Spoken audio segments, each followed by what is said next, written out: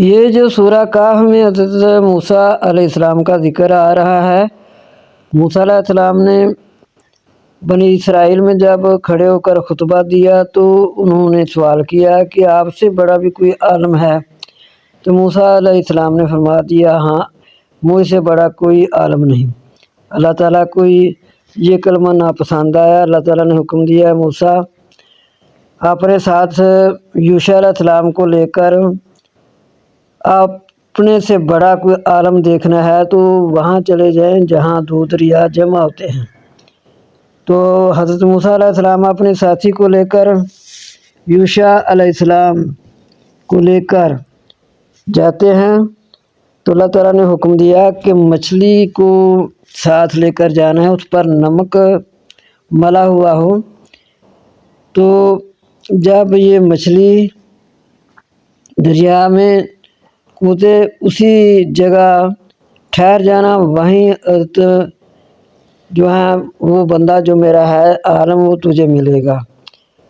تو اس طرح جب ادھر جا کر آرام کرتے ہیں تھوڑی دیر دونوں ساتھی، اتنی پیاری بات ہے کہ ایک وقت میں تینوں نبی اکٹھے ہوئے۔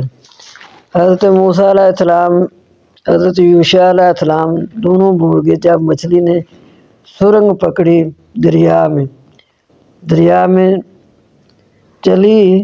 یوشع بن نون کے دیکھتے دیکھتے وہ اس میں ایسے گھسی کہ جیسے اس نے سرنگ بنا لیا۔ تو پھر دونوں بھول گئے ہیں، چل پڑے ہیں۔ جب آپ کو چلتے چلتے بہت تھکن ہو گئی تو آپ فرماتے ہیں کہ میں تو بہت تھک گیا ہوں، چل چل کر جہاں ہم نے پہنچنا تھا وہیں میں تھک گیا ہوں۔ پھر یوشع علیہ السلام کو یاد آ گیا کہ وہ تو ہم بھول گئے ہیں، جہاں پہنچنا تھا ہم نے ادھر مچھلی دیکھی تھی۔ پھر آپ انہیں قدم نشان دیکھتے ہوئے پاؤں کے واپس آئے تو وہاں حضرت خضر علیہ السلام سے ملاقات ہوئی۔ وہاں حضرت خضر علیہ السلام ہیں جو کہ حضرت موسیٰ علیہ السلام سے وہ بڑے عالم تھے۔ پھر ان کا ذکر سنیں قرآن کیسے بیان کرتا ہے۔ حضرت یہ تینوں نبی اکٹھے ہو گئے ہیں، تو کتنا پیارا بیان ہے۔ اللہ تعالیٰ ہم کو سننے کی توفیق عطا فرمائے۔ اور ساتھ سورۃ کہف کا ترجمہ بالکل اسی طرح ہی آیا ہے۔